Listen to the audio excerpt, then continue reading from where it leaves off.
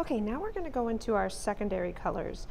So if again you need to reference that color wheel, you have your primaries in the main triangle, and the dotted dashed triangle is the secondary. So I need two primaries mixing together will give you that secondary color.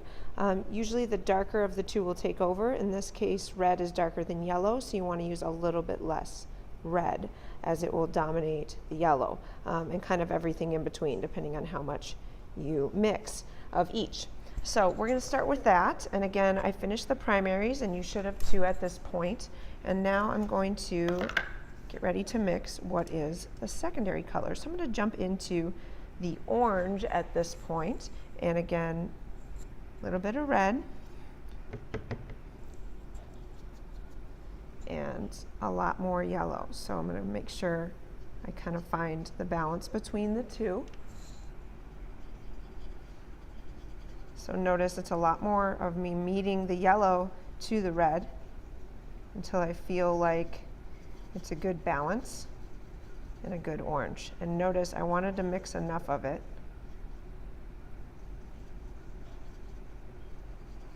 to get it just right.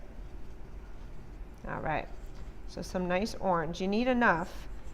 And then again, practicing brush control. You don't want it too much where you're jamming the bristles. It should be a nice clean pasting on of the paint, if you will. So it's not, the bristles shouldn't be spreading out as you do that. Practicing that control and how you hold that. All right, so same idea. Once I've gotten the base color, which is orange in this case, a little bit of white, a couple bristles worth, mix it all the way in, make a stripe. A little bit more white.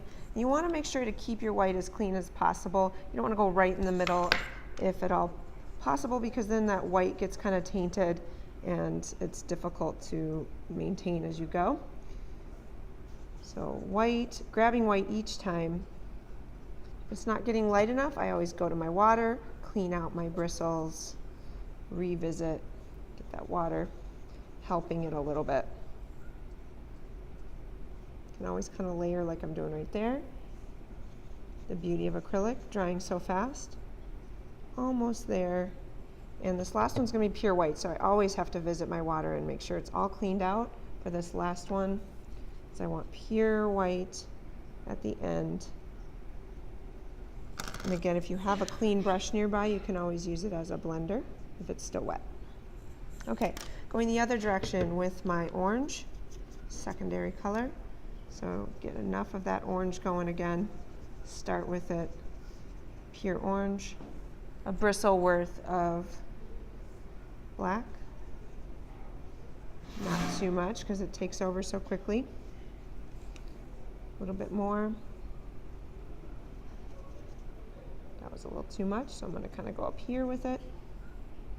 And again, just like the yellow, kind of just makes it a grayish, dirtyish color, and that is actually doing it correctly. Mixing enough. There we go. One more stripe is going to be pure black, so I'm going to make sure I don't have any orange still in that and check my bristles. Yep, we're good there. And then last but not least, there's a little too much water in it.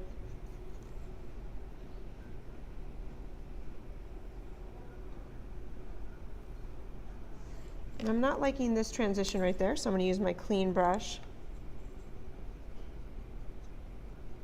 And just kind of blend that zone right there